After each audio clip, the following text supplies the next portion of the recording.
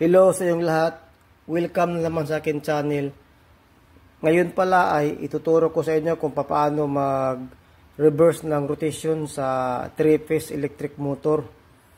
Ito na, may gumawa na ako ng kanyang control. Tapos ito na yung motor, nakakonect na yung supply niya sa overload relay. Testing natin.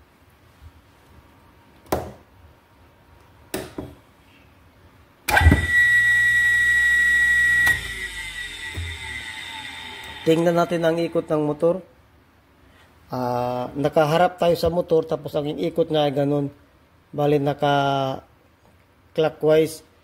Ang gagawin natin para ma-reverse natin ang kanyang rotation, i-interchange lang natin ang dalawang linya sa kanyang supply.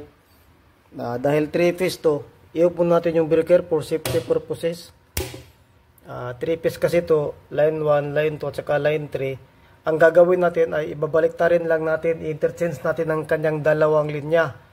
Pwede kang pumili sa line 1 at saka line 2, pwede ring line 2 at saka line 3, pwede ring line 1 at saka line 3. Kahit alin dyan, basta't ma-interchange lang natin. Ako, mas prepare ko yung line 1 at saka line 3. Dito ako mag-interchange. Papakita ko sa inyo.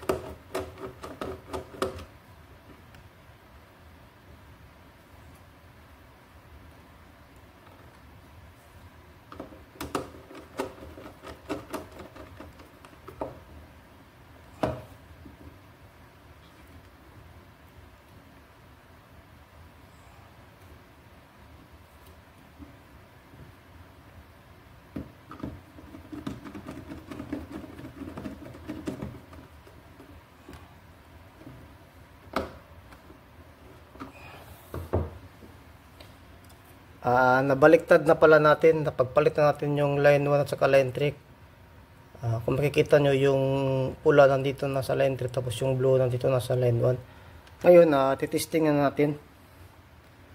Iyon natin yung breaker, tapos papaganahin natin. Diba kanina nakatapat tayo sa electric motor, ang kanyang ikot ay ganito, naka-counterclockwise bali.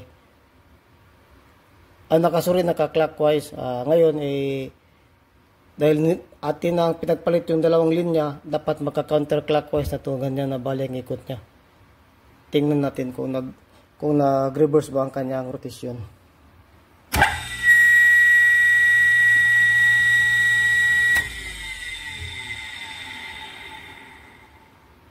Kung makikita nyo, na ganun na yung ikot, na counterclockwise na. Kaya, ganun lang kadali, no? Sana ay nakatulong sa inyo ang video na to. At ganun lang, ulitin ko lang, kailangan lang nating mag-interchange ng dalawang linya sa ating supply para ma-reverse natin ang ikot ng ating 3-phase electric motor. Hanggang dito na lamang, maraming salamat.